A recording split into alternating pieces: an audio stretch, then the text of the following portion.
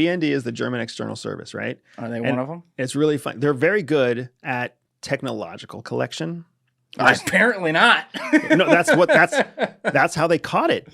Oh, but they didn't stop it. That's the problem. Well, you can't. I mean, catching it and stopping it are two different things. Okay. Finding out that you're listening in on my phone doesn't necessarily mean I have the technology to block the technology that you're using to spy on my phone. Okay. Right? But it's still the first step. Otherwise, not even knowing that you're spying on my phone means I don't even have the awareness that you're spying on me at all. So there's always two steps to an intel operation. There's identifying it, and then there's countering it. Either way, the BND is really funny because inside Germany, Germans hate their intelligence service because of the long history all the way back to like pre-World War II, where the internal German services all spied on their own people, right? So BND has to carry all of that baggage, and culturally, the people don't like the BND. Culturally, they think the BND is corrupt. They think that the BND is incompetent. They think the BND is their deep state, right? So the Germans do not like their own intelligence service, which isn't all that different from what happens here in the United States, except there's a solid group of people here in the US who also recognize and appreciate CIA.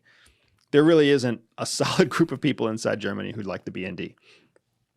But the BND is very, very good at technical collection because Germany is a wealthy European country. They're one of the two top economic earners in Europe. And they put almost all of their money into technical collection, technical intelligence capabilities inside of Germany to protect German interests. The other wealthy country is France. France is the DGSE, that's their intelligence service, also very well funded, also very capable, but the focus of the two is different. Germany focuses heavily on technical collection. DGSE focuses on offensive and defensive industrial and economic espionage more than just technical collection. But they're both very well funded because a huge portion of their GDP gets reinvested into intelligence. That's why in NATO, the German chancellor, I think it was last year in 2023, the German chancellor said, we're going to take money away from our intelligence service and invest it into our military base so that Germany can become the new military leader of Europe, of NATO, so that we're not so dependent on the United States. Which is funny to think that Germany is going to invest in growing its military to become the new military power of NATO. Because the last time Germany had a giant military power, didn't turn out so good for, the North Atlantic. No, it didn't.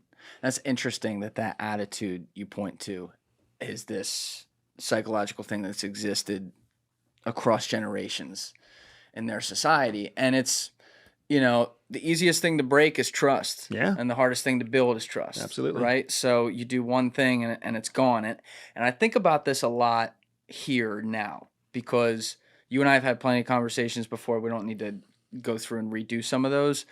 But yeah, there's things that are different intelligence agencies, because there's a bunch of them, that they do that I think are a huge problem. There is influence where I think they've gone way too far. We're talking about, constitutional issues and stuff like that.